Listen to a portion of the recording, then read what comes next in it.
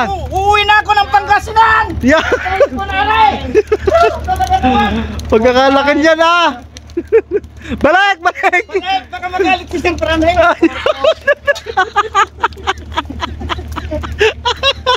Nagpakahiram ka talaga ha.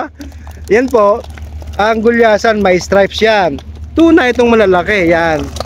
Yung tulingan, Ito po, itong tulingan. national anthem po yan. National anthem ng mga Batanggenyo. Yan. Ito, national anthem ng Batanggenyo, itong tulingan. Diba dito nagmi-meeting Yan. noon si Melda, iniwanan Yan. tayo may kawan ng tulingan. Oh, wow. Kaya. Yan. Alalay, alalay. Alala lang. Sarge, sana skip ka, Sarge.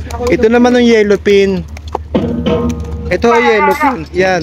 Yellow pin, gulyasan at saka tulingan. Halo-halo. May tuna pa. Ayan. Hop!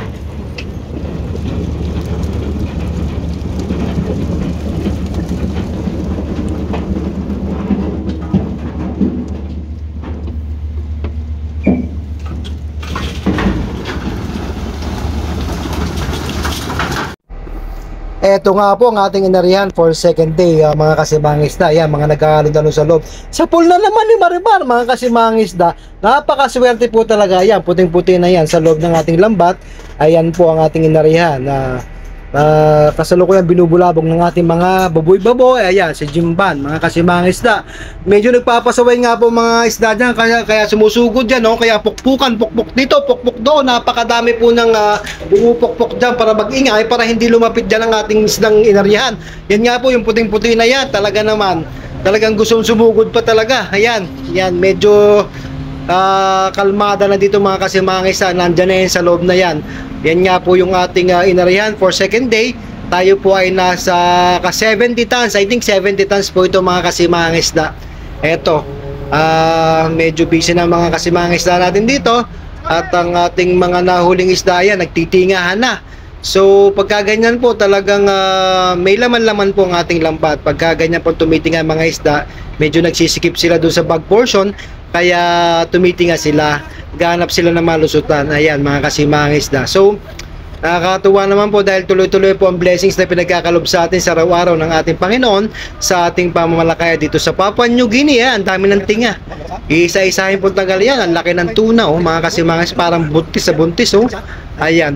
Marami po yung mga tulingan, mga national anthem ng mga Batanggenyo. Ayan, tayo magsasalok na ngayon. Ready for salok na yan mga kasimangisda. At sinortcut na natin para mas maganda makita yung mga nahuli natin ngayon. Ito, nasa bag portion na tayo. Ayan, si Totoy Bibo, mga kasimangisda. Hindi na naman nakapagkahit. Ayan, first salok mga kasimangisda. Mga 3 to 4 tons siya. Medyo may hindi ganong kalalakihan mga isda ngayon. Mga 1 kiluhan na mga nandyan. Kaya ayan, medyo lumulusot sila doon sa puwitan ng ating salok. Ayan. Meron mga 4 to 5 tons, 4 hanggang 5 tinulada laman ng isang salok na yan, mga kasimangisda. Marami tayong nahuli, puro mga skipjack. Konting wisik-wisik lang po ng tuna nakikita natin dyan. May mga tulingan din dyan, kaya makulit. Pagka may mga tulingan, sobrang bibilis, makukulit sila. Mahirap pulihin din yan. Kaso, siyempre, sa dami nga ng isda niya, pag kung nasan yung madami, nandun talaga sila nag-uumpukan. Kaya nadadali rin talaga yung mga tulingan. Ayan, nagkalat ang mga tulingan. Tayo magsinaing ng tulingan, sinaing na tulingan. National anthem ng Batanggenyo, tulingan! Yun ang sabi ng mga simangisda. Ayan, national anthem daw yun. Hindi, mali. Dapat national fish ng mga Batanggenyo. Pero ang sabi nila, national anthem ng Batanggenyo, tulingan. Dapat national fish ng Batanggenyo, tulingan po. Maraming tulingan niya mga kasimangisda, kaya medyo makulit, mabibilis. So kita nyo kanina puting-puti yun. Yun po yung mga tulingan ng karamihan doon. So ayan, hindi naman po natin binibenta yung mga tulingan for consumption lang yan. Food for consumption na natin, niluluto na natin yan dito. Hindi yan kasama sa binibenta. Ayan, tuloy-tuloy ang salok mga kasimangisda.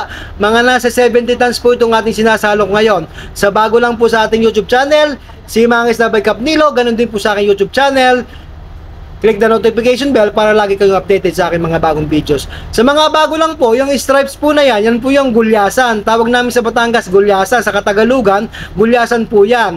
Yung yellow pin, iba po talaga ang ano niya, ibang klase, ibang itsura niya. Yan, sinusukat po yan, nang sa ganon malaman ang sukat at ang timbang kung saan bodega, nandoon nakalagay yung mga ganun sukat, alam na ng ating mga officers na kung saan dudukutin yung ganung klase ng isda na ganun ang timbang, mga kasimangis isda. Kaya sinusukat yan. Yun po ang purpose kung bakit nagsusukat tayo. So, ayan po, tuloy-tuloy. Marami po talaga ang gulyasan sa ngayon. Piraso lang po yung tuna, yellowfin, gaunti lang din. Ayan, madami po. Medyo may tulingan. Magsayang tayong tulingan yan. Libre-libre po dito. National anthem ng Batanggenyo, tulingan. Yan, nandito po, mga kasimangis. Ayan, si Jimban, iuwi na sa Pangasinan yung isang malaking tuna. Kaso baka daw mapagalitan ni Bossing, kaya ibinalik niya na. Ayan, mga kasimangista. Maraming kalokohan to si Jimban. Follow nyo lang po si Jimban, si Mangisda. Ayan, si Manolo Ramos. Yan. Yan, tulingan talaga. Marami po, may video ako ng tulingan na nagsasaing tayo, nag-iihaw, nagbabangi. Ayan, yellowfin yan. Kaya ng pagkakaiba niyan. Oh. Pero sila, species po silang tuna. Yung tulingan, gulyasan, yellowfin, tsaka tuna. Ano po yan, magkakalahi po yan. Pero sabi nga, species lang sila. So, nasa conveyor na tayo mga kasimangis na. Ayan, oh, kita nyo naman. Banayad na ba ang takbo ng conveyor dahil mabigat ang conveyor. Ayan, tingnan nyo. Sariwan-sariwa. May mga buhay pang ilang piraso. Nagpapaltukan pa. Ayan. Yan po ay ating nilalata for canned tuna, mga kasimangis isda. Dinadala po yan worldwide kung saan na tayo doon may madaming mga customers. Ayan, mga kasimangis. Fresh na fresh from hatch going to conveyor, from net to hatch. Mga kasimangis isda. Ayan, conveyor tayo.